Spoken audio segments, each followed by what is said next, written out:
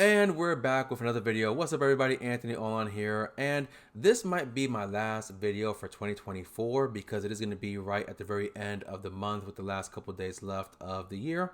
And I wanted to do my most surprising games of 2024. And as we look back on this year, I'm hoping that you guys had a great 2024. I'm hoping you had a really great video game filled 2024 with a lot of great games and great gaming experiences. If you haven't seen my last two videos, which is my 3 most disappointing games of the year and my 3 most favorite games of the year, be sure to check those out. I'll probably link them in the video somewhere. But I want to talk about my 3 most surprising games of the year. This is probably going to be games that surprised me based on what they offered, as well as games that I didn't expect to see it happen, and it actually happened. They released. But with this video, I might do something a bit different, or I am going to do something a bit different that I didn't do for the last 2, and that's throw in not 1 but 2 extra bonus games for this list. So instead of being a top 3, it's going to be a top 5 for this list, and these are just surprising games, came out of nowhere, had a lot of fun, had a lot of cool surprises for me. So we're going to jump right into the list, and we're going to start this list with one of my bonus games, one of my surprises, and that is the Castlevania Dominus Collection. I don't even know if I'm saying that correctly, but this game was announced at a random Nintendo Direct, and I've actually am a huge fan of the handheld Castlevania games, like the Game Boy Advance ones, and I loved the Castlevania Advance Collection that we previously got. But with this new collection having 3 main DS Castlevania games, as well as a classic game and a remake of the classic game. I forgot the name of it off the top of my head, but regardless, this collection was surprising, came out of nowhere, and it's awesome. Back in the day, I never got to play Castlevania Dawn of Sorrow or Castlevania Order of Ecclesia. The only one I played was Portrait of Ruin. So with this collection, which I did get on PlayStation and my Switch, don't ask, but I got the chance to finally play these other 2 games as well as the 2 other editions in this collection. And I gotta tell you, I had a lot of fun with it. I'm having a lot of fun with it still because I haven't completed all of them yet. And I actually haven't beaten Aria of Sorrow from the Advanced Collection, so I'm trying to finish that one 100%. I did finish the boss fight, but didn't get the good ending, so I want to get the good ending, and then jump back into Dawn of Sorrow, and then beat Portrait of Ruin, which I did have as a kid, and then go and beat Order of Ecclesia. But I am having a lot of fun with this collection, and I love the Castlevania games, and I don't know if they're going to do another collection, if they're going to add maybe a remake of Symphony of the Night or a remastered Symphony of the Night, but this game came out of nowhere. It was a big surprise for Castlevania fans and Metrovania fans, and if you haven't played it, you should go out and play it. It's not that expensive. I think it's like $25 for the whole collection, maybe $30 or so, which is not a bad price whatsoever, and you're gonna have a lot of fun with this. Now, the next game I want to put, which is a surprise mention, and I'm kind of putting this last minute because I just got the game a couple of days ago, so I am putting some time into it, and besides that, it is still an amazing surprise, which is the Marvel vs. Capcom collection.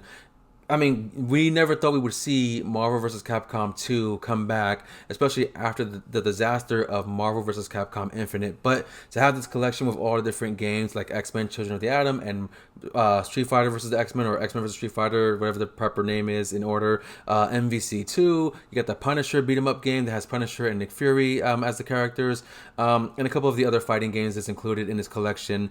And it's Marvel vs. Capcom. It's back. It's the classic. We got, different new features like different filters and widescreen format, and you also have the training option, you have the gallery, you have the online play, the local play. I have it on my Switch so I can play it portable if I want to go out somewhere, or I can bring it to my brothers and play on the dock over there. So Marvel vs. Capcom is back, and we don't want to see any other crappy releases like Infinite. We want to see like the good old school MVC games where that's where it was at. One thing that was disappointing to me is on MVC2 in its collection, from what I noticed, you get the entire roster unlocked from the start rather than going through the game to unlock it yourself.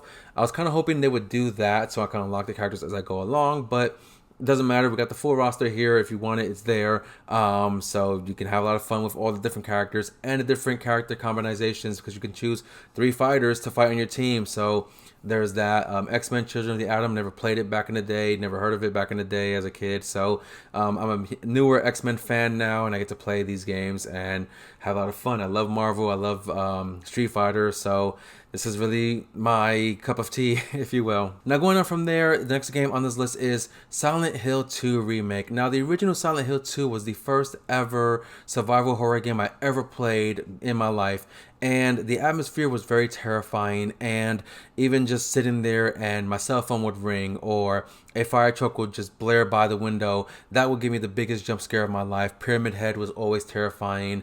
Always had memories of the horror from Pyramid Head. And I wasn't the biggest fan of the remake. It was a little bit of a letdown for different reasons, and it wasn't as scary for me this time around. It was more so a bit more annoying, especially the nurses. They were super annoying in this game, but it was a major surprise seeing the Silent Hill 2 was getting released as a remake, and then after seeing some of the backlash with the game's performance, they actually did some improvements and fixed it. The game is still grotesque and has a lot of really dark themes and some really disturbing images, but that's Silent Hill for you, and it's there. And I don't know what they're going to do going forward with other Silent Hill games getting a remake, but this one has some new features, some new different endings that you can unlock, being able to go back in New Game Plus and get the chainsaw so you can do some close-up damage.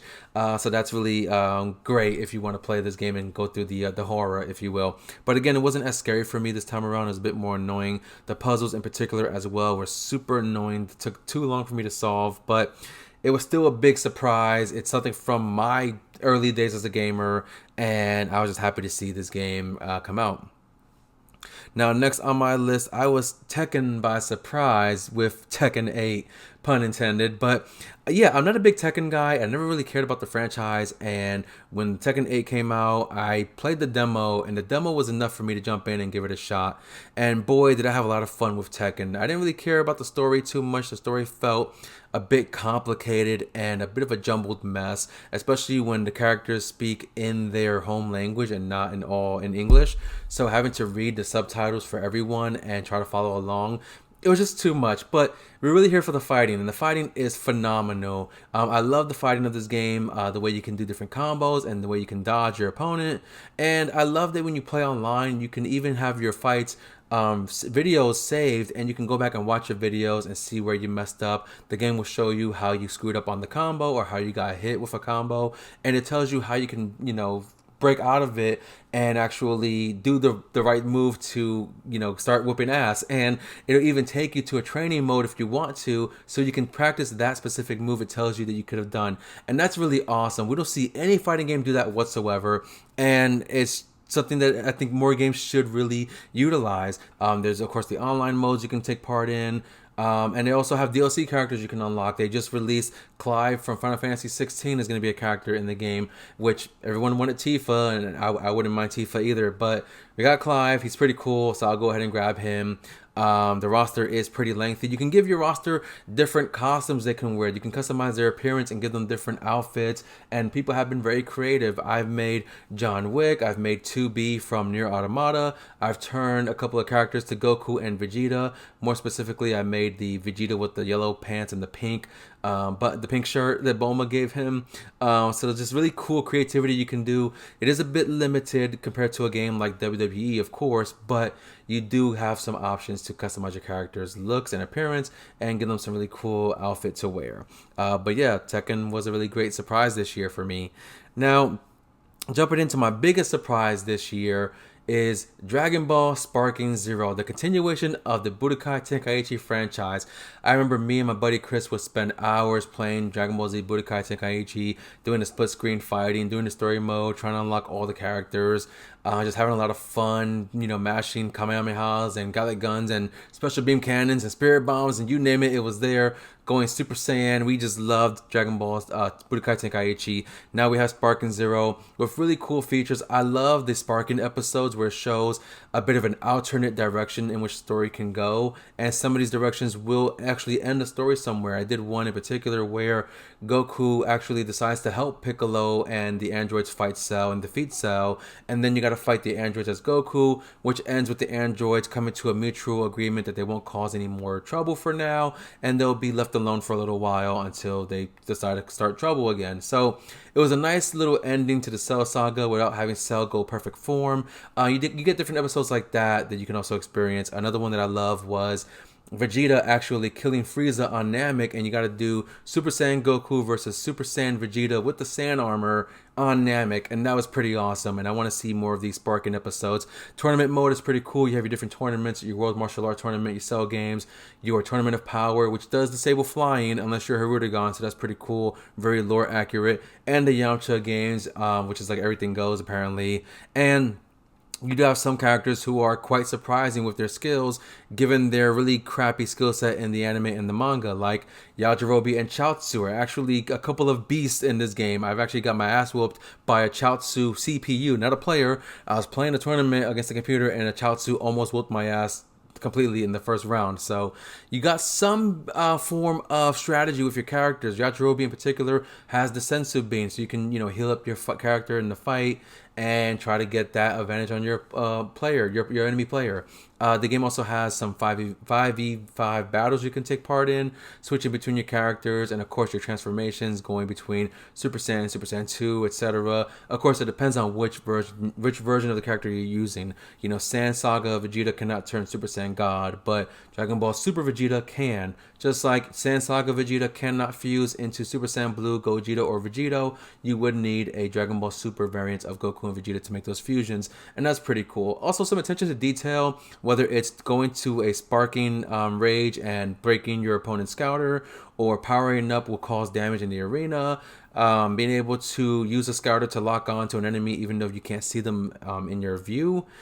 Just things like that is really awesome. Apparently, if you give Goku the power pole as an accessory, it will actually be used in some of his combos and special moves. So there's a lot of attention to detail in this game. And of course, we're going to have more characters releasing as time goes on. There is a season pass for the Dragon Ball Super superhero characters to be released. And hopefully we'll see more characters going on as the game continues. But Sparking Zero was a lot of fun, a big surprise, and I am just happy that we got Dragon Ball Z back in our lives. And that's going to be my video, the end of my video for the five most surprising games of 2024, considering I added those 2 extra games, and my last video of 2024. So hope you guys had a great 2024. I certainly did, especially with my channel. I skyrocketed finally. Not skyrocket, but I grew some subscribers. I'm almost at 2,000 subscribers, which I never thought I would ever reach, and I'm very happy to get 2,000 subscribers, or almost 2,000 subscribers.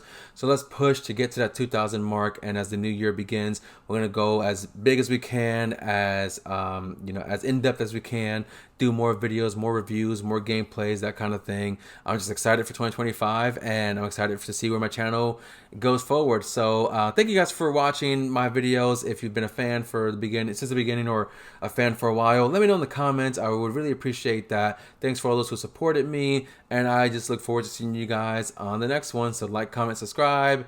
Have a happy new year and a Kamehameha, and I will see y'all in 2025. Bye.